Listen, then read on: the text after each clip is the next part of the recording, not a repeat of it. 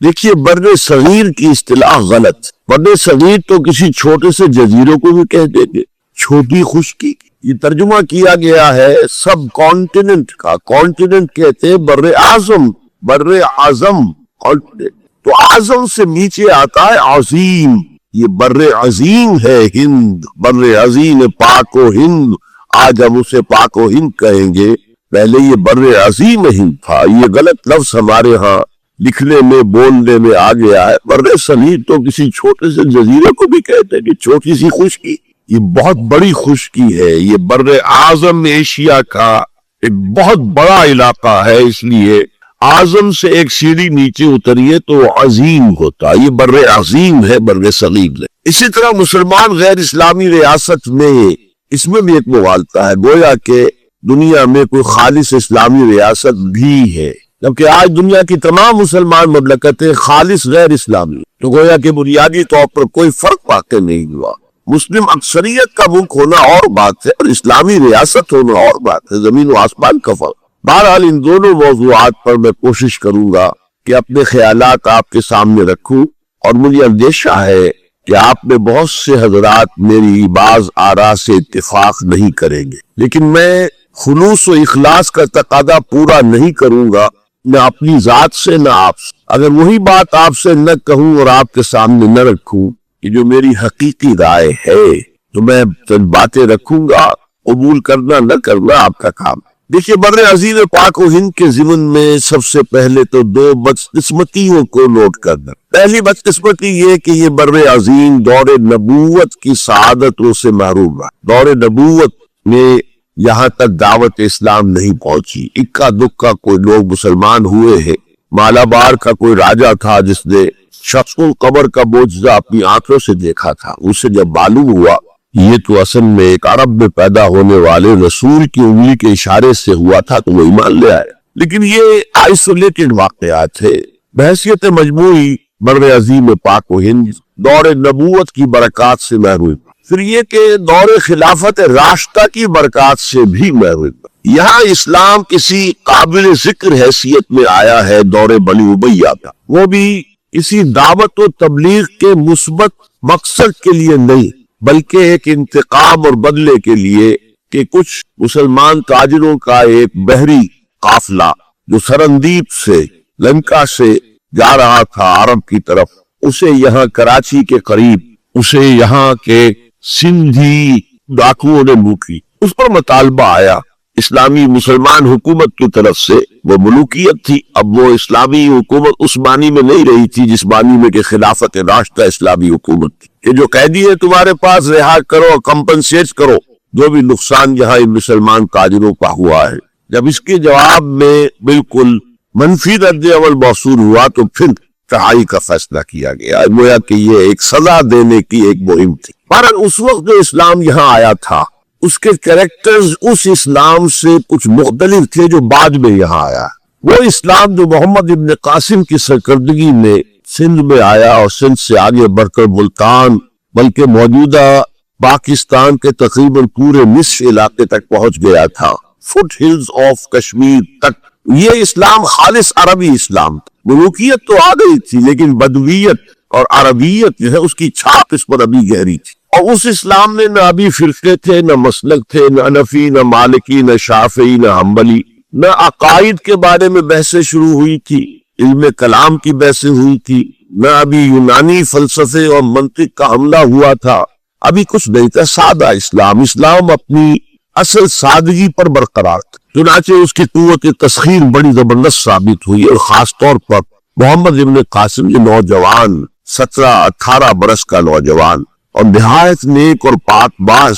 سندھ کے ہندوؤں نے جو اپنے ایک روایت ہے کہ اس طرح کا آدمی تو کوئی اوتار ہی ہو سکتا ہے. فارسی میں بھی کہا جاتا ہے کہ در جوانی توبہ کردن شیوہ پیغمبر. اس جوانی کے اس عمر میں بھی کوئی شخص پاک زندگی گزار رہا ہو کہ یہ تو پیغمبروں کا طریقہ ہے. اور ہندوستان میں تصور پیغمبروں کا نہیں تھا، اوتاروں کا تھا. تو اسے بھی ایک اوتار سمجھ کر اس کی مورتیاں تراش کر مندروں میں رکھ لی گئی اور ان کو پوجا جانے لگا. یہی چیز اس کے لیے خطرے کا سبب بن گئی، کیونکہ اب بیک ہوم اسلام کا جو اصل گھر تھا عرب، اس میں ملوکیت آ چکی تھی، اور ملوکیت کبھی اسے برداشت نہیں کر سکتی کہ کوئی اور شخص اتنا پاپولر ہو جائے کہ اسے چیلنج کر سکے، لہذا محمد بن قاسم کو بلایا گیا اور شہید کر دیا گیا۔ اب اس کے بعد ظاہر بات ہے کہ وہ اسلام ریسیڈ کرنا شروع ہوا، واپس آنا شروع ہوا، اس کے کچھ اثرات اس علاقے میں رہ گئے، لیکن اسلام کی واپسی ہو۔ یہ اسلام کا پہلا ورود تھا بر عظیم کی سرزمین پر۔ اس کے بعد اسلام آیا ہے 300 برس بعد، اور اب یہ آیا ہے شمال مغربی سرحدی صوبے میں جو درے ہیں کوہ سلیمان میں، کوہ ہندو کش اور کوہ سلیمان میں، درہ خیبر ہے، درہ کوچی ہے، درہ بومل ہے، درہ بولان ہے، یہاں سے آ رہا ہے۔ اس اسلام کی خصوصیات کچھ اور تھی۔ ان 300 سالوں میں فقہی مسالک بھی پیدا ہو چکے تھے، حنفی، مالکی، شافعی، حنبلی، ان کے درمیان اختلافات بھی تھے، بحثیں بھی تھی، مناظرے بھی تھے۔ دوسرے خاص جو ہے تصوف کا فن جو ہے وہ بہت ترقی کر چکا تھا، اور اس میں اکثر و بیشتر وحدت الوجود کا تصور اس کی بنیاد میں موجود تھا۔ تیسری بات یہ نوٹ کیجئے کہ یہاں جو لوگ آئے وہ سب حنفی تھے، اور یہ ترک قبائل ہی تھے در حقیقت، اور ترکوں میں سے بھی غلام لوگ تھے، اس لیے پہلا خاندان مسلمانوں کا یہاں خاندان غلاماں کہلاتا۔ ترک غلام تھے یہ، جو اپنی ذاتی صلاحیت اور اپنی استعداد کی بنا پر ترقی کرتے کرتے بادشاہت کے مقام تک پہنچے۔ عالم اسلام نے اس وقت دو عظیم جگہوں پر غلاموں کی حکومت تھی، اور اس سے اندازہ ہو سکتا ہے کہ اسلام میں غلاموں کا فیوچر کتنا روشن ہے۔ موالیک، مملوک، یہ مصر میں حکمران تھے، وہ بھی غلام تھے۔ خاصدان غلامہ قطب الدین ایبک، شمس الدین التتمش، یہ سب کون تھے؟ غلام۔ بہرحال اب جو اسلام آیا اس میں قیادت کی ایک تسلیس پیدا ہو چکی تھی، توحیدی شان نہیں رہی تھی۔ خلافت راشدہ میں قیادت توحیدی تھی، خلیفہ وقت ہی حاکم بھی تھے، خلیفہ وقت ہی مجتہد بھی تھے، عالم بھی تھے، اور وہی سب سے بڑے اللہ والے بھی تھے۔ لیکن اس کے بعد جو اسلام میں قیادت جو ہے مسلمانوں کی 3 شاخوں میں بٹ گئی۔ سیاسی قیادت وہ تو قبائلی عصبیت کی بنیاد پر قائم ہو رہی ہے، تو سیاست تو ہو گئی طاقت کے بل پر، جس کی لاٹھی اس کی بھینس۔ اس کے بعد جو اس دینی قیادت تھی وہ 2 حصوں میں منقسم ہو گئی۔ علمی قیادت، علماء، مفسرین، فقہاء، محدثین، اور ایک ہو گئی صوفیاء کی قیادت۔ تو یہ تھی کیفیت جس میں کہ بر عظیم پاک و ہند میں اسلام وارد ہوا ہے پہلے ورود کے 300 برس بعد۔ اب اس کے 500 برس کے بعد یہاں ایک اور ایلیمنٹ آیا، اور وہ تھا شیعیت کا۔ آپ کو معلوم ہے کہ سن 1000 عیسوی میں پاکستان کا جو علاقہ اس وقت کا ہے یہ عالم اسلام میں داخل ہو چکا تھا۔ شہاب الدین غوری وغیرہ کی حکومت وہاں تک تو تھی، البتہ دہلی پر 1206 میں تخت دہلی جو ہے مسلمانوں کا 1206 میں شروع ہوا۔ اس کے بعد ہم کہہ سکتے ہیں کہ 300 برس بعد یہاں پر یہ شیعیت آئی ہے، داخل ہوئی ہے، ورنہ اس سے پہلے خالص سنی اسلام تھا اور خالص حنفی۔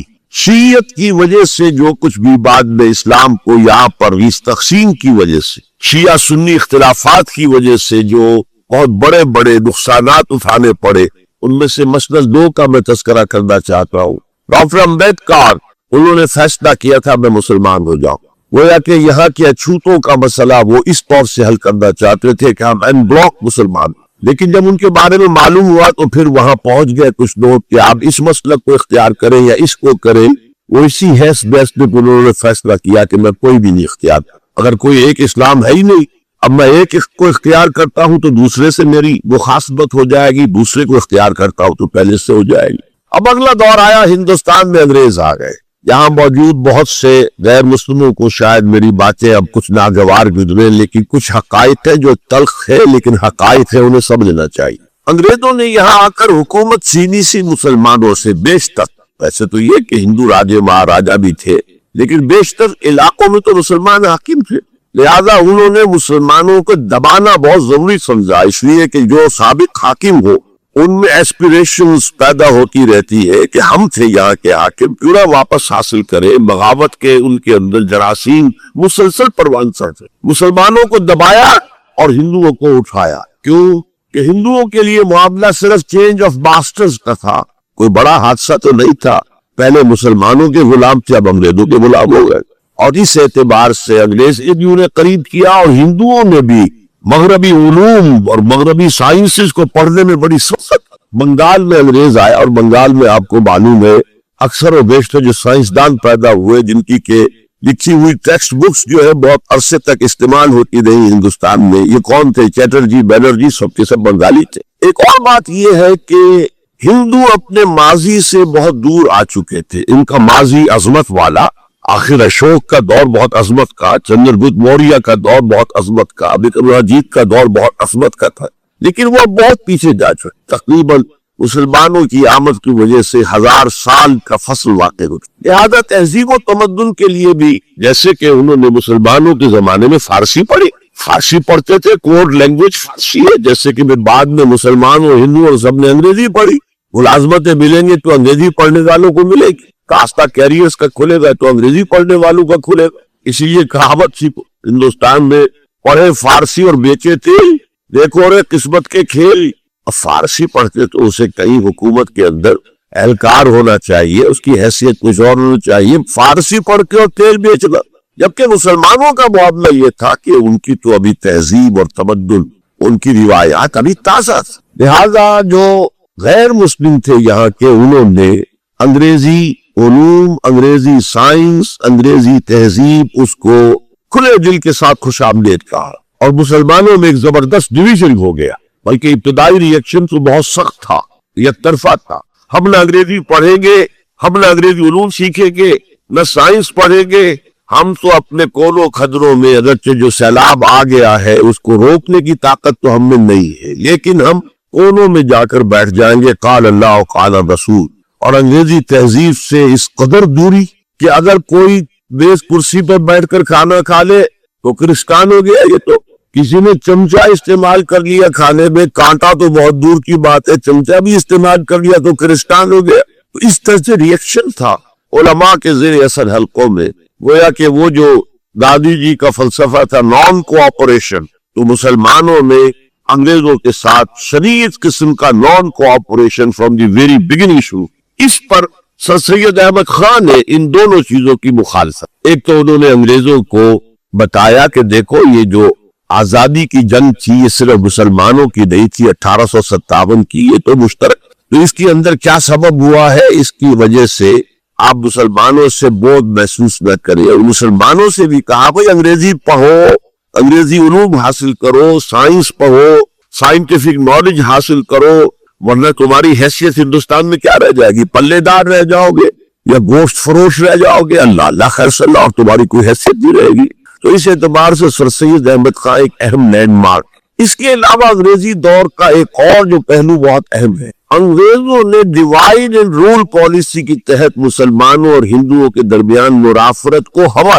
یہ ان کی پالیسی رہی مستقل. یہ ایک قوم کی حیثیت سے سامنے نہ آ جائے. ظاہر بات ہے کہ ہمارے پاؤں تو اکھڑ جائے لیا. یہ جو ہمارے ہاں شروع ہوا، کچھ اور فیکٹر بھی تھے. ہندوؤں میں ایک انتقامی جذبہ بھی تھا کہ مسلمانوں نے ہم پر حکومت کی ہے 800 برس، 1000 برس، اور ظاہر بات ہے سارے حاکم اچھے تو نہیں تھے. کوئی اچھا بھی تھا تو اکثر و بیشتر تو عیاش قسم کے لوگ تھے. ہم نے محل بنائے، تاج محل بنائے، ہم نے کوئی کام اور تو کیا نہیں. دین کی تبلیغ تو اولیاء اللہ نے کیا، صوفیاء نے کی. کبھی بھی سرکاری سطح پر، حکومت کی سطح پر یہاں تبلیغ اسلام کا اہتمام نہیں. ایک دو ایکسیپشنز ہیں. ایک راجہ گجرات کاٹھیاواڑ کے علاقے تھا جس نے کہ تبلیغ کا اہتمام کیا، ایک راجہ کشمیر کا تھا جس نے تبلیغ کا اہتمام کیا. باقی حکمرانوں نے کوئی کوشش. آزادی سے قبل متصلاً جو کیفیت پیدا ہو گئی تھی، اس کا ایک اہم فیکٹر یہ تھا کہ مسلمانوں میں ہندوؤں کا ایک خوف پیدا ہو. کیونکہ جو نظام اب بن چکا تھا وہ تو یہ تھا کہ ووٹ کی بنیاد پر فیصلے ہوں گے، ون مین ون ووٹ. اس کے اعتبار سے مسلمان اقلیت میں اور غیر مسلم ہندو یہاں اکثریت ہے. تو گویا کہ ہمیشہ کے لیے اگر ایک ملک کی حیثیت سے یہ ملک جو ہے تقسیم آزادی حاصل کرتا ہے تو مسلمان غلام ہو جائے، ان کی تہذیب بھی ختم کر دی جائے گی. شدھی کی تحریک شروع ہو چکی تھی، ان کا مذہب بھی تبدیل کرنے کی کوشش کی جائے گی.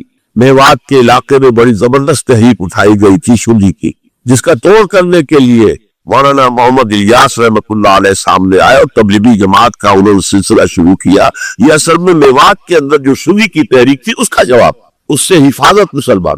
وہ اندیشہ یہ تھا کہ ہندو ایکسپلائٹ کرے گا، ہماری تہذیب کو ختم کرے گا، ہماری زبان کو ختم کرے گا، معاشی طور پر ہمیں ایکسپلائٹ کرے گا، مفلوج کرے گا، اور اپنی سی کوشش کرے گا کہ ہمارا مذہب بھی تبدیل کرا دو۔ مسلمانوں کی ایک قومی جماعت، اگرچہ وہ شروع میں قومی اس کو کہنا غلط تھا، وہ نوابوں، جاگیرداروں، نواب زادوں، ان کی جماعت تھی مسلم لیگ، جو 1906 میں قائم ہوئی۔ مسلمان عوام کا اس سے ساتھ کوئی نہ رابطہ تھا، نہ ان کا کوئی رابطہ عوام سے۔ اس کی جو 1906 سے لے کر 1924 تک کی جدوجہد ہے، وہ ساری دفاعی جدوجہد تھی۔ ہمارے یہ حقوق ہونے چاہیے، ہمیں اس کی ایشورنس دی جانی چاہیے، ہمیں سیپریٹ الیکٹوریٹ دیا جائے، اور یہ کہ اس سے بھی آگے بڑھ کر ہمیں مرکز میں کچھ زیادہ حیثیت دی جائے تاکہ ہماری بھی کوئی حیثیت ہو، کوئی توازن پیدا ہو سکے۔ بس اسی پر ساری گفتگو شریف تھی، اور اس کے ضمن میں محمد علی جناح جو ہے وہ تو پروفٹ آف لف قرار دیے گئے تھے، اتحاد کا پیغام بر۔ وہ 1906 میں تھے انڈیا میں موجود، مسلم لیگ میں شامل نہیں ہوئے تھے، کانگریس کے رکن تھے۔ اس کے بعد 1913 میں جا کر مسلم لیگ میں شامل ہوئے ہیں مولانا محمد علی جوہر کے کہنے پر، پھر بھی کانگریس کے رکن بھی رہے، مسلم لیگ کے رکن بھی رہے، اور انہوں نے حتی امکان کوشش کی کہ کوئی فارمولا ایسا بن جائے جس پہ کہ اتحاد ہو جائے اور ضمانت مل جائے کہ مسلمانوں کے ساتھ کوئی اس قسم کا سلوک نہیں کیا جائے گا کہ وہ بالکل یوں سمجھیے کہ نیچے لگ کر رہ جائیں، ان کی کوئی حیثیت نہ۔ لیکن وہ ناکام ہوئے، شدت کے ساتھ ناکام ہوئے، اور پھر اس درجے مایوس ہوئے کہ ہندوستان چھوڑ کر جا کر انگلستان میں بس گئے، اور وہاں انہوں نے اپنی لیگل پریکٹس شروع کر۔ ایس ایم اکرام صاحب بڑے مصنف ہیں، آب کوثر، موج کوثر، رود کوثر کے جو مصنف، وہ اہم ترین کتابیں ہیں تین مسلم انڈیا کی، political as well as cultural history, ثقافتی جو معاملہ ہے وہ بھی ساتھ ساتھ ہر دور میں کیا اس کا رنگ رہا ہے، اس کو بہت سی سمجھیے ایک بڑے ماہرانہ انداز کے انہوں نے بہت عمدگی کے ساتھ مرتب کیا ہے۔ وہ اس وقت آکسفورڈ میں پڑھ رہے تھے، طالب علم سے نوجوان، وہ ملے محمد علی جناح سے۔ اس وقت تک ابھی وہ قائد اعظم کا تو خطاب انہیں نہیں ملا تھا، محمد علی جناح، اور ان سے کہا آپ ہندوستان چھوڑ کے کیوں آ گئے، ہندوستان کے مسلمانوں کو تو آپ کی ضرورت ہے۔ تو انہوں نے سخت الفاظ کہے تھے کہ ہندو ناقابل اصلاح ہے، یہ اس وقت کی ہندو قیادت پر ان کا تبصرہ تھا، اور مسلمانوں کا حال یہ ہے کہ ان کا کوئی لیڈر مجھ سے صبح جو بات کرتا ہے شام تک ڈپٹی کمشنر یا گورنر تک پہنچا دیتا ہے، تو ایسے قوم کی قیادت میں کیسے کروں؟ لیکن اصل میں ایک ٹرننگ فیکٹر آیا ہے، turning point in the history of Muslim League movement, and that was 1930۔ اس میں جو الہ آباد میں مسلم لیگ کا سیشن ہوا تھا، اس میں خطبہ صدارت دیا تھا علامہ اقبال۔ علامہ اقبال اس سے پہلے ہندوستان میں ایک سور پھونک چکے تھے کہ اب اسلام کی نشرت ثانیہ کا دور آنے والا ہے، اسلام جو ہے دوبارہ دنیا کے اندر برسر عروج آئے گا۔ ایک امید افسا صورتحال علامہ اقبال نے اپنی ملی شاعری سے پیدا کر دی۔ کتاب ملت بیضا کی پھر شیرازہ بندی ہے، یہ شاخ ہاشمی کرنے کو ہے پھر برگ و بر پیدا، سبق پھر پڑھ صداقت کا، شجاعت کا، عدالت کا، لیا جائے گا تجھ سے کام دنیا کی امامت کا۔ نوا پیرا ہو اے بلبل کے ہو تیرے ترنم سے، کبوتر کے تنے نازک میں شاہی کا جگر پیدا۔ اور ویسٹرن سیویلائزیشن کو انہوں نے چیلنج کیا تھا، دیار مغرب کے رہنے والوں خدا کی بستی دکان نہیں ہے، کھڑا جسے تم سمجھ رہے ہو وہ اب ذرے کم عیار ہوگا، تمہاری تہذیب اپنے خنجر سے آپ ہی خودکشی کرے گی، جو شاخ نازک پہ آشیانہ بنے گا ناپائیدار۔ یہاں فرسٹ ورلڈ وار کے بعد جو عالم اسلام کی کیفیت ہوئی تھی، اس پر کس قدر یاس انگیز، نا امیدی سے بھرا ہوا مرثیہ مولانا حالی نے لکھا تھا۔ قوم کی زبان اس وقت وہ قومی شاعر جو ہے قوم کی زبان ہوتا ہے۔ پستی کا کوئی حد سے گزر نہ دیکھے، اسلام کا گر کر نہ ابھر نہ دیکھے، مانے نہ کبھی مد ہے ہر جزل کے بعد دریا کا ہمارے جو اتر نہ دیکھے۔ اور آخر میں جو مناجات بحضور سرور کونین صلی اللہ علیہ وسلم، اے خاصان رسول وقت دعا ہے، امت پہ تیری آ کے عجب وقت پڑا ہے، وہ جی جو بڑی شان سے نکلا تھا وطن سے پردیس میں وہ آج غریب الغربا۔ اسی قسم کے مرثیے علامہ شبلی نے کہے، مولانا حمید الدین فراہی نے کہے، لیکن اقبال پہلا شاعر ہے جس نے کچھ مرثیے بھی کہے ہیں۔ جب انگلینڈ جاتے ہوئے وہ گزر رہے تھے سسلی، جزیرہ سسلی کے پاس سے جہاز گزر رہا تھا، تو دل میں ہوک اٹھی ہے کبھی یہ مسلمان جہازرانوں کا مرکز ہوتا تھا. رولے اب دل کھول کر ہے دیدہ خونابہ بار، وہ نظر آتا ہے تہذیب حجازی کا مزار. ہاں یہاں ہنگامہ ان سیرا نشینوں کا کبھی، بحر بازی گاہ تھا جن کے سفینوں کا کبھی. کہاں ہے مرثیہ بھی کہا، اقبال کے یہاں مرثیہ ہے، لیکن ساتھ ہی ایک امید افزا پیغام کہ اب دوبارہ نکل کے صحرا سے جس نے روما کی سلطنت کو الٹ دیا تھا، سنا ہے یہ قدسیوں سے میں نے، وہ شیر پھر ہوشیار ہوگا.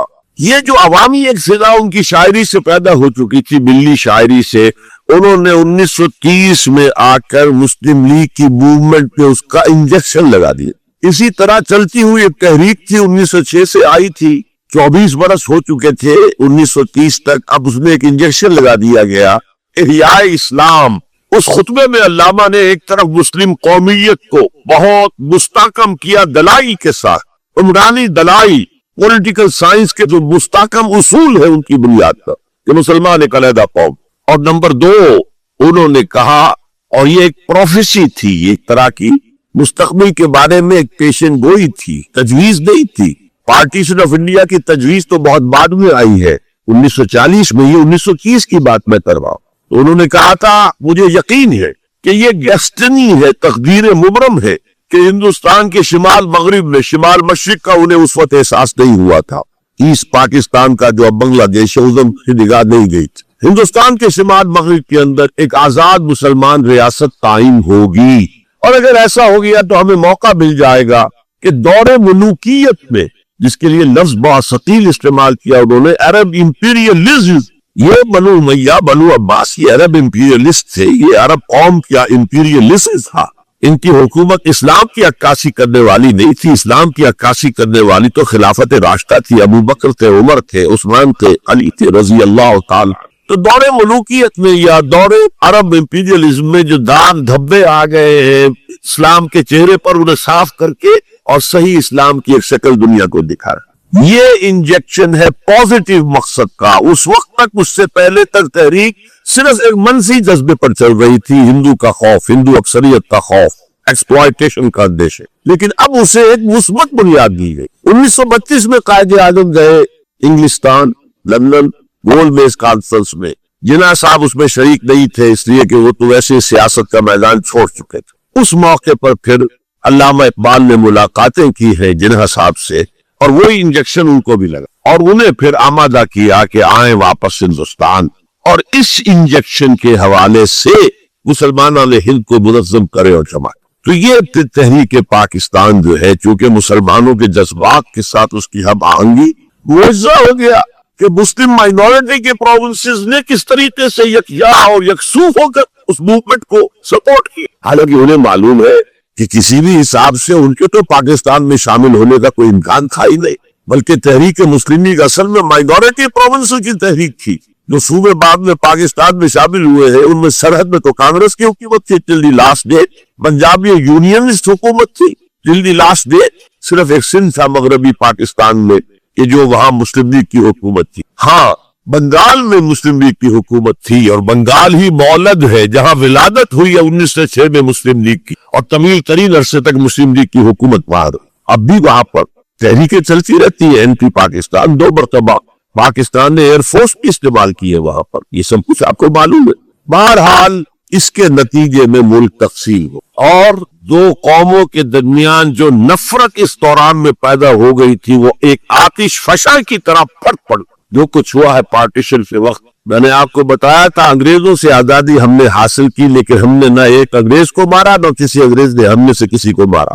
لیکن جو آپس کی خوریزی ہوئی، تاریخ انسانی کی عظیم ترین ٹرانسفر آف پاپولیشن، کروڑوں انسان ادھر سے ادھر سے ادھر، اور پھر عظیم خوریزی، بربریت، وحشت. معلوم ہوتا کہ نفرت کی کوئی آگ اندر جل رہی تھی، بس اسے موقع چاہیے تھا کہ گبر آئے. وہ میں کچھ نہ کچھ تجزیہ کر چکا ہوں کہ یہ نفرت جو ہے کچھ انڈیجینس بھی تھی، کچھ تھی ان کے اندر ایک جذبہ انتقام تھا. ایک دوسروں نے ہم پر حکومت کی اتنے عرصے، لیکن اس میں بڑا حصہ جو ہے وہ انگریز کی ڈیوائڈ اینڈ رول پالیسی کا. اور وہ جاتے جاتے ایک زون آف کنٹینشن بھی ڈال گیا کہ یہ دونوں اس پر لڑتے رہے تاکہ ہمارے خلاف کوئی جذبہ نفرت ان کے اندر نہ ابھرے. تو یہ انگریز کی پالیسی تو یقیناً بہت کامیاب تھی، لیکن وہ نصرت کا جو عالم اس وقت تھا اس کو آپ اس وقت امیجن نہیں کر سکتے۔ وہ نوجوان جو پیدا ہی ہوئے بعد میں پارٹیشن کے بھی 20-25-30 سال بعد پیدا ہوئے، انہیں کیا اندازہ ہو سکتا ہے؟ قطر اندازہ نہیں۔ کبھی کبھی ربط ہو جاتا ہے معاملہ، جیسے کہ کبھی کسی جگہ ہو گیا، کبھی کسی جگہ ہو گیا۔ ابھی حال ہی میں جو کچھ گجرات میں ہو گیا تھا وہ ہو جاتا ہے، لیکن یہ کہ کوئی ہندو اور مسلمانوں کے درمیان وہ دشمنی اور وہ معاملہ اب نہیں ہے، بلکہ بہت سے لوگ اس کو امیجن ہی نہیں کر سکتے کہ معاملہ کس حد تک پہنچ گیا۔ اس کے بعد ایک خیال یہ تھا ہندوستان میں کہ پاکستان جلدی ختم ہو جائے، اور اس کی کوششیں بھی کی گئی۔ پاکستان کے حصے کا روپیہ روک کیا گیا، پاکستان کے حصے کے ہتھیار روک کیے گئے۔ پاکستان نے اس کو محسوس کیا کہ it's a threat to its existence، جس کے نتیجے میں، جس کے رد عمل میں وہ امریکہ کی جھولی میں جا گرا۔ It was a reaction۔ میں اسلامی جمعیت طلبہ کا ناظم اعلیٰ تھا 1953 میں۔ ہمارے وزیر اعظم اس وقت سے خواجہ نادم الدین، وہ لاہور کے دورے پر آئے تھے۔ میں طلبہ کا ایک وفد لے کر ان سے ملنے گیا۔ ایک تو اس زمانے میں وہ اینٹی قادیانی موومنٹ چل رہی تھی اور اس میں بہت کچھ تو خون لاہور میں ہوا تھا، اس کے بارے میں نے کچھ باتیں کی، اور پھر میں نے ان سے کہا یہ میڈو اس بلا کا نام ہے، میڈو تھی اس وقت، مڈل ایسٹ ڈیفنس آرگنائزیشن۔ آپ کن بندروں میں ہمیں باندھ رہے ہیں؟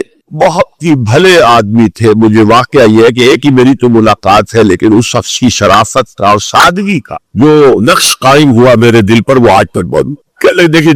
دیکھیے یہ معاملہ جو ہے یہ حکومت کا ہے، یا آپ نوجوان ہیں، طالب علم ہے، آپ کا اس سے کوئی سروکار نہیں۔ میں ذرا نٹ کھٹ قسم کا تھا اس وقت بھی نوجوان۔ میں نے کہا جناب آپ ہمیں بندروں میں باندھ کر آپ چلتے بنیں گے، مجھ تو ہم نے سنبھالنا ہے بعد میں۔ We must know what you are doing۔ بس یہ کہنے پر اچھا آگے کوئی جواب نہیں۔ دیکھیں الفاظ 3 جملے ان کے سنا رہا، یہ پوری ہماری تاریخ کا لب لباب بنتا ہے۔ دیکھیے پنڈت جی تو نہیں چاہتے نا کہ پاکستان قائم رہے، پنڈت نہرو، اور ہم اکیلے تو ہندوستان کا مقابلہ نہیں کر سکتے نا، تو ہمیں تو کوئی سہارا چاہیے نا۔ 3 جملے، یہ پاکستان کی فورن پالیسی کا اول روز سے کارنر سٹون۔ بلکہ یہاں میں ذرا ضمنی طور پر بتا دوں کہ پاکستان کے قائم ہونے اور قائم رہنے میں کتنا بڑا ہاتھ اور کتنا بڑا دخل پنڈت نہرو کا ہے۔ دیکھیے ایک جینیس شخص تھا ابوالکلام آزاد، جینیس، اس میں کوئی شک، اور کیبنٹ مشن پلان کا مرتب کرنے والا وہی تھا۔ کیبنٹ مشن پلان کو مسلم لیگ نے بھی تسلیم کر لیا کہ ہندوستان 3 زونز کے مشتمل ہوگا، آزاد ہوگا، مرکزی حکومت ایک ہوگی، ایک ویسٹرن زون، ایک ایسٹرن زون، ایک سینٹرل زون۔ تقریباً وہی جو پاکستان کا نقشہ تھا کہ ایک مغربی پاکستان، ایک مشرقی پاکستان، ایک نیچے بھارت۔ سینٹرل گورنمنٹ کے پاس فلاں جو ہے یہ اہم ترین چیزیں، تو سینٹرل گورنمنٹ کے پاس ہوگی، فورن پالیسی ہوگی، بجٹ ہوگا، مالیات کا معاملہ ہوگا، ڈیفنس ہوگا، یہ ان کے پاس ہوگا، کمیونیکیشنز ہوگی۔ باقی یہ ریجنز جو ہے ان کو حق ہوگا وہ اپنے اپنے فیصلے کرے، اپنی معاملات چلائیں، اپنے قوانین بنائیں۔ ایک شک اس میں ایسی تھی کہ 10 سال کے بعد کسی بھی حصے کو، کسی زون کو سیسیڈ کرنے کا، علیحدہ ہونے کا حق حاصل ہو، گویا کہ کم سے کم 10 سال کے لیے آزاد پاکستان کا مطالبہ ختم۔ قائد اعظم نے مان لیا، تو اب اگر کوئی امکان تھا تو وہ 10 سال کے بعد تھا نا۔ اب کس نے بنوایا پاکستان؟ وہ تو چونکہ مولانا آزاد اس درج بددل ہو چکے تھے، قائد اعظم نے انہیں شو بوائے کہہ کے اتنا جو ہے بددل کر دیا تھا کہ انہوں نے کانگریس کی صدارت چھوڑ دی۔ تو کہا گیا ان سے آپ صدارت قبول کریں؟ نہیں، پنڈت جی ہو گئے صدر، اور پنڈت جی سے جب پوچھا گیا کیبنٹ مشن پلان کے بارے میں تو انہوں نے کہہ دیا ایک دفعہ ہندوستان آزاد ہو جائے پھر کون کسی کو علیحدہ ہونے دیتا ہے۔ بات تو سچی تھی، نکل جاتی ہے جس کے منہ سے سچی بات مستی میں، فقیہ مستحب بھی سے وہ رندے بات خار اچھا، بات تو سچی پھر کہنے کی نہیں تھی اس وقت۔ اس پر فوراً قائد اعظم نے ریورس گیئر لگایا کہ اگر نیت ہی گئے میرا نہیں مان، یو آر گوئنگ بیک۔ تو عالم واقعہ میں پاکستان کس نے بنوایا 1947 کو؟ ہسٹری کا تجزیہ کیجئے، سمجھ کہ کچھ اللہ تعالیٰ کی مشیت تھی۔ تمام انسانوں کے دل حضور کی ایک حدیث کے مطابق اللہ کی 2 انگلیوں کے مابین ہوتے ہیں، وہ جدھر چاہتا ہے پھیر دے۔ اللہ کی حکمت تھی، اللہ چاہتا تھا کہ یہ مسلمانان ہند جو کہہ رہے ہیں اللہ ہمیں آزادی دے، انگریز سے بھی دے، ہندو سے بھی دے، تیرے دین کا بول بالا کریں گے، ہم تیرے نبی کا دین قائم کریں گے، تو اللہ ایک چانس دے کر دیکھ لینا چاہتا تھا کہ یہ کرتے کیا۔ حالانکہ لارڈ ماؤنٹ بیٹن کی تجویز تھی کہ 14 اگست کو انڈیا پہلے اس کی فریڈم ڈکلیئر ہو اور 15 کو پاکستان کی یوم القیامہ ولا اقسم بالنفس اللوامہ ایحسب الانسان ان لن نجمع عظامہ. یہ صورت جو ہے بہت ہی حسین اور بہت منفرد سمجھیے کہ نمائندہ ایک صورت سے قرآن مجید کی. اس کا جو خطاب کا انداز ہے جو میں نے شروع میں آپ کو جو انٹروڈکٹری لیکچرز دیے تھے، اس کا اسلوب جو ہے وہ خطابت. قرآن کو ہم کہہ سکتے ہیں کہ اس سے کلیکشن آف ڈیوائن اوریشن، اللہ تعالیٰ کے خطبات، مجموعہ خطبات الہیہ. تو مختلف مواقع پر جیسے کہ خطیب کو خطبہ دیتا ہے تو اس طریقے سے اللہ تعالیٰ نے یہ صورت نازل کی. حضور پڑھ کر سناتے تھے تو آپ کا انداز بھی خطیبانہ ہوتا. حدیث میں آتا ہے کہ جب آپ خطبہ دیتے تھے تو آپ کی آواز بلند ہو جاتی تھی، اعلیٰ صوتہ احمر وقیناہ، آنکھیں سرخ ہو جاتی. اور آپ اس طریقے سے خطبہ دیتے تھے جیسے کہ کوئی سپہ سالار اپنے فوجیوں کو للکار رہا ہے، بہا رہا ہے کہ لڑو اور آگے بڑھو. یہ انداز اس پارہ خطبہ اس میں آپ دیکھیں گے ابھی بات ایک طرف ہو رہی ہے، ابھی کسی اور طرف ہو گئی، کبھی کسی تحویل الخطاب. اس کے لیے بہت پھر یہ کہ 4-6 آیتیں آئیں گی ایک خاص قسم کے آہنگ میں، خاص قسم کے قوافی کو ہم کو نہیں کہنا چاہیے. تو یہ آتے ہیں وہی انہی حروف پر صورتیں ختم ہو رہی ہیں، وہی سٹائل ہے. پھر کچھ سٹائل بدلے گا، پھر 4-6 صورتیں اس دوسرے انداز کی ہوگی، پھر 4-6 تیسرے انداز کی ہوگی. یہ آپ صورت جو ہے فصاحت و بلاغت میں بھی فلو بے انتہا ہے اور خطیبانہ انداز، اور اس میں تحویل الخطاب.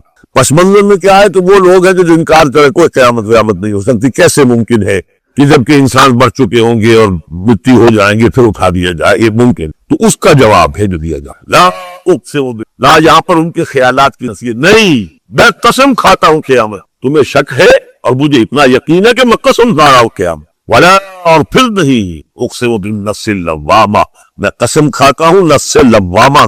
نفس لوامہ کون سا نفس انسان میں جس سے ضمیر کے کانشنس ملامت کر دیں. مائی کانشنس از بائٹنگ می، میرا ضمیر مجھے ملامت کر رہا ہے. مجھے آپ برا کام کرتے ہیں تو ضمیر اندر سے کچھ شے ہے.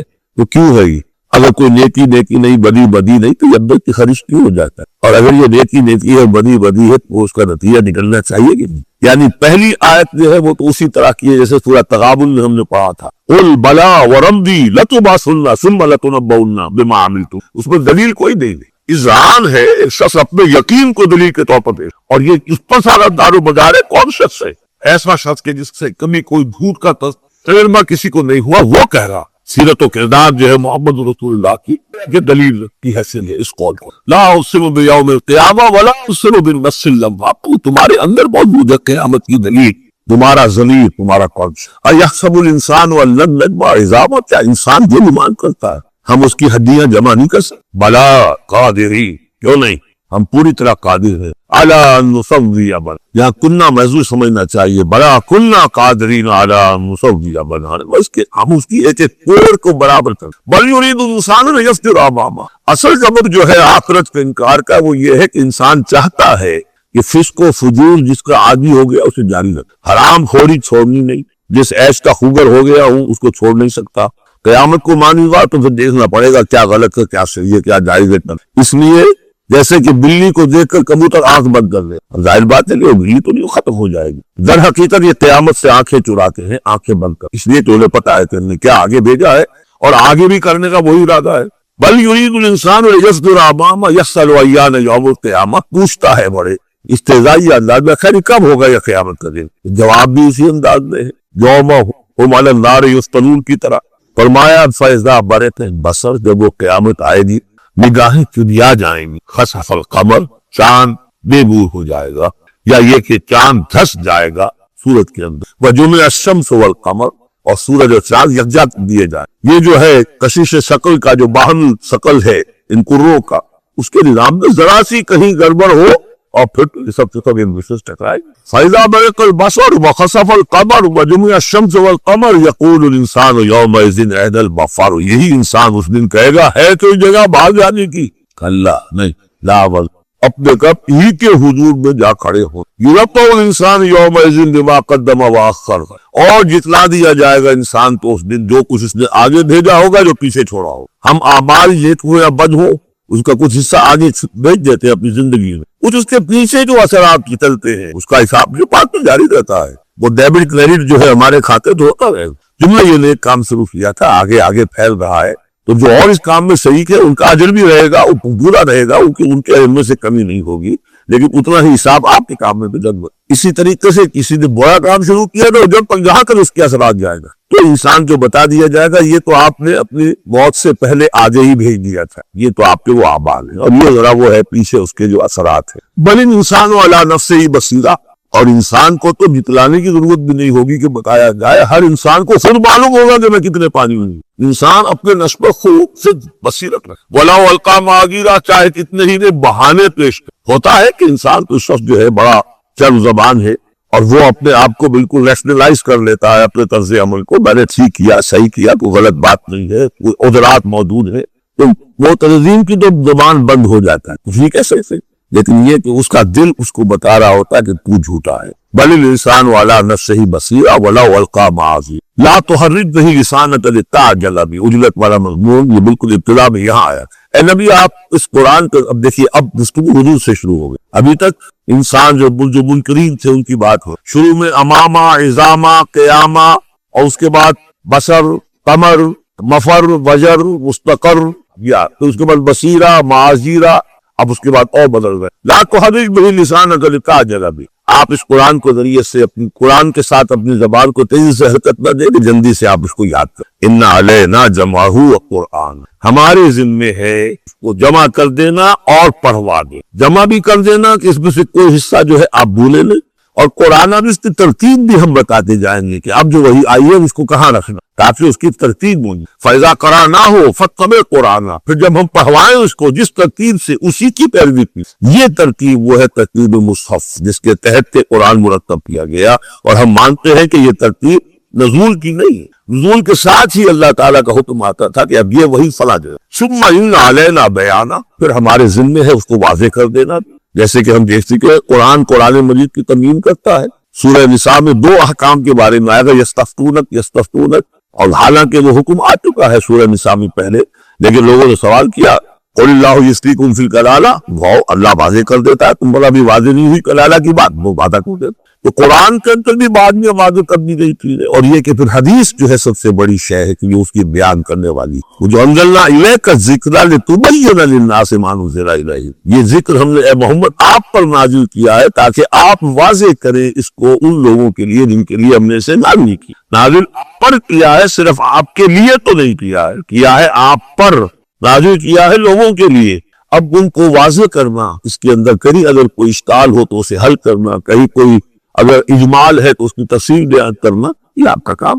کلا بل تحبون العاجلہ، نہیں، تمہارا اصل مرض یہ ہے کہ تم عاجلہ سے محبت کرتے ہو، اس دنیا کی زندگی سے محبت۔ دیکھیں اب پھر خطاب شروع ہو گیا کفار سے، وتذرون الآخرہ، اور آخرت کو تم چھوڑ دیتے، نظر انداز کر دے۔ وجوہ یومئذ ناظرہ، حالانکہ بہت سے چہرے اس دن ہوں گے تر و تازہ، میدان قیامت میں کھڑے ہوں گے تو جیسے اسکول چلڈرن کھڑے ہوتے ہیں اپنا رزلٹ سننے کے لیے، تو بعضوں کے چہرے کھلے ہوتے پہلے سے معلوم ہوتے کیا کچھ کر کے آئے تھے، اور بعض کے چہروں کے اوپر دھواں ہے، اس لیے ہے کہ انہیں پتا ہے کہ کیا ہی کچھ نہیں تھا، فیل تو ہو رہا ہی ہوگا، تو چاہے ابھی رزلٹ ڈکلیئر نہیں ہوا، رزلٹ ان کے چہروں پر لکھا ہوا، تو وجوہ یومئذ ناظرہ، بہت سے چہرے ہوں گے تر و تازہ، الی ربہا ناظرہ، اپنے رب کی طرف دیکھتے۔ اس میں بعض لوگوں نے یہ کہا ہے کہ ناظرہ سے مراد ہے انتظار کر رہے ہوں گے اپنے رب کی رحمت کا، اس لیے کہ رویت باری تعالیٰ جو ہے وہ ممکن نہیں ہے کہ میدان حشر میں ہو جائے، لیکن میرے نزدیک انہی حضرات کی رائے زیادہ صائب ہے جو سمجھتے ہیں کہ رویت ہوگی۔ اہل ایمان کو عین میدان حشر میں بھی ایک درجے کی رویت باری تعالیٰ سے مشرف کیا جائے گا،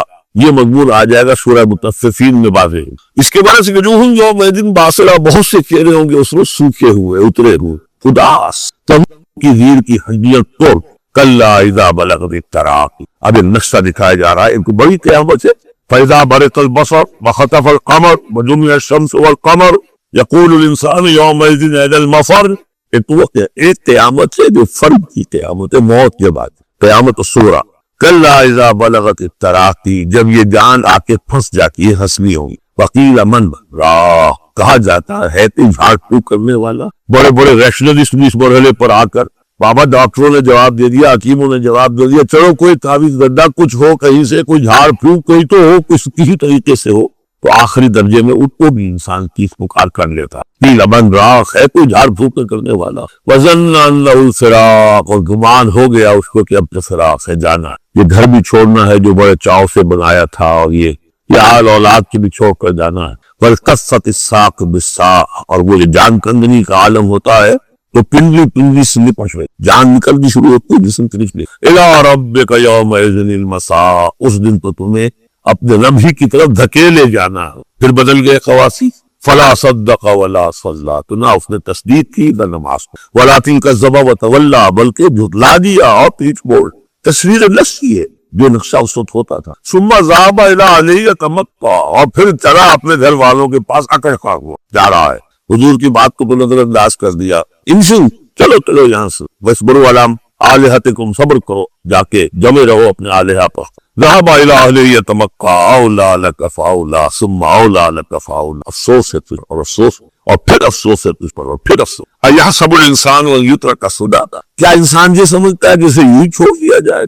کوئی باس پوچھ نہیں، کوئی حساب کتاب نہیں، کوئی جواب کرنی نہیں، کوئی اجر نہیں، کوئی سزا نہیں، کوئی جزا نہیں. الم یکن نطفۃ من منی یمنیٰ، کیا نہیں تھا وہ ایک گندے پانی کی بوند جو ٹپکائی گئی.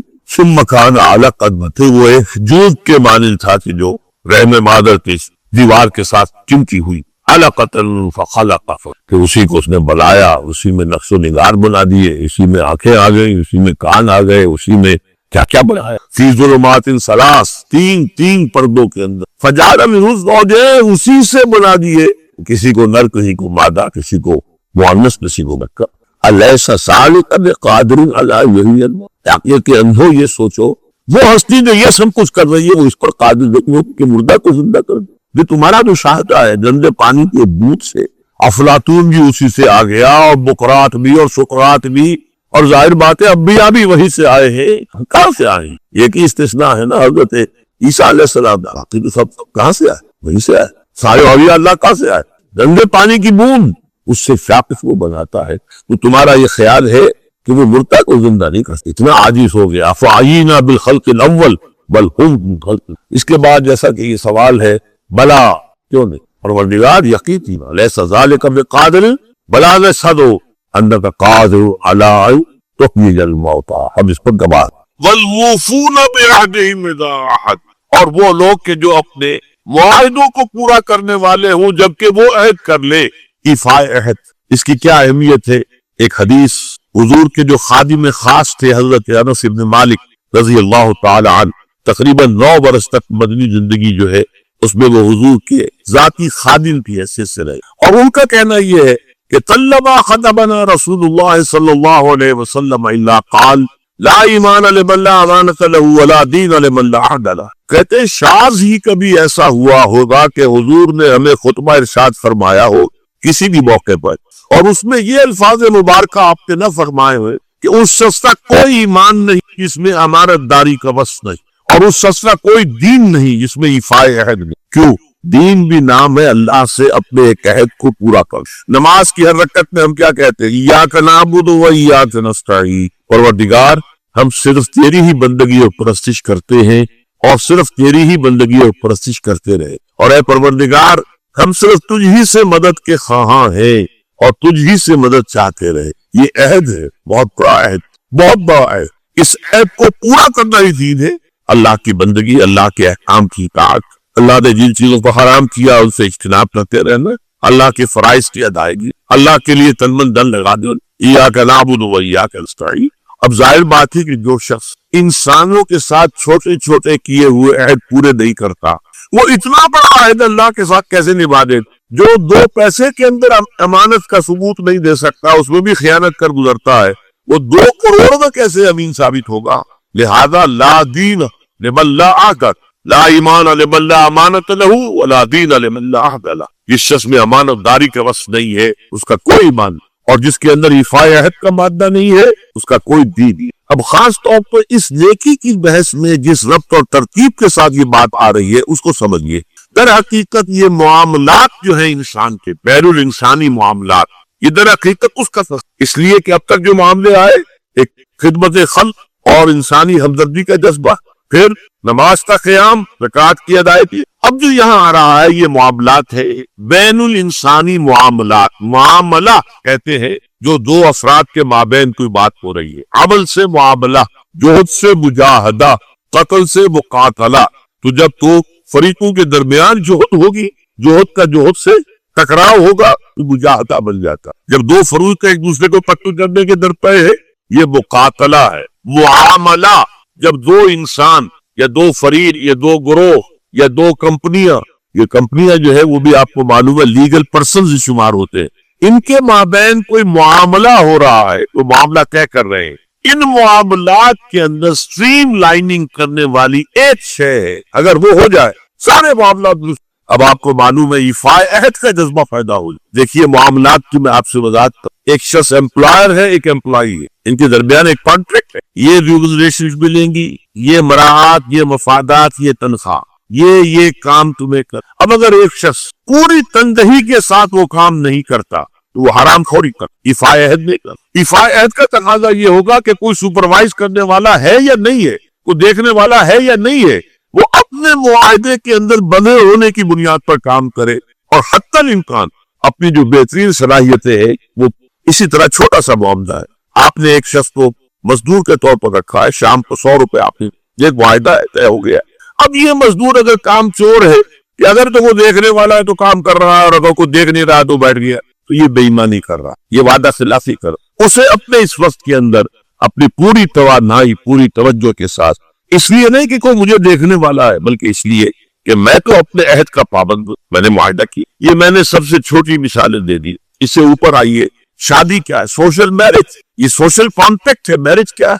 एक मर्द एक औरत, उसके दरमियान मुआहदा है, सारी उम्र का निबाह करना है, बीवी के ये फराइज है जो उसे अदा कर, शौहर की ये जिम्मेदारी है, उसके नान लफ्ते का वो जिम्मेदार है, उसके लिए सुकना फराम करना, उसके लिए रिहाइश का बंदोबस्त करना, नान लफ्ता उसके बीवी के ये फराइज है जो उसे अदा कर। अब ये दर हकीकत है सोशल कॉन्ट्रैक्ट। अगर कोई भी इसके अंदर खयानत का इर्तिकाब कर रहा है तो उसने अपने अहद की खिलाफ। इसी तरह देखिए बहुत से मुआहदे होते हैं जो रिटर्न नहीं होते, तयशुदा नहीं होते। औलाद और वालिदैन में भी एक मुआहदा होता है, इम्प्लाइड है। वो क्या मुआहदा है? वालिदैन अपनी जवानी में अपने आप को इन्वेस्ट करते हैं अपनी औलाद में, उनकी तालीम है, उनकी तरबियत है, उनको खिलाना है, उनको पिलाना है, उनके लिए कपड़े का बंदोबस्त है, वो अपनी सारी तवानाइयां जो है लगा रहे हैं उनको पालने पोसने। और इसके अंदर इम्प्लाइड कॉन्ट्रैक्ट है कि जब ये बूढ़े हो जाएंगे, वो जवान हो जाएंगे, तब उनको लुक आफ्टर करेंगे, उनकी खिदमत करेंगे, उनकी सेवा करेंगे, उनके साथ हुस्न सलूक के साथ पेश आएंगे। ये कॉन्ट्रैक्ट चाहे लिखा हुआ ना हो, इम्प्लाइड।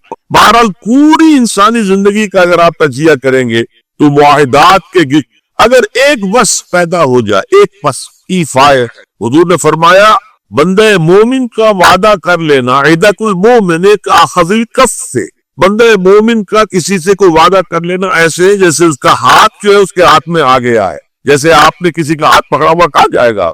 जब वो तो बंद गया, उसने वादा किया वो बंद। और ये एक वाकया आता है हुजूर का, और ये भी आगाज वही से कभी तवाक़े। आपकी जिंदगी में अमानत और दयानत जिसकी बिना पर as-सादिक़ अल-अमीन के खिताबात आपको मिले थे अपने मुआशरे से, आप कारोबारी आदमी थे, तिजारत करते थे। एक शख्स से कोई बात हो रही थी मामले की, किसी सौदे की,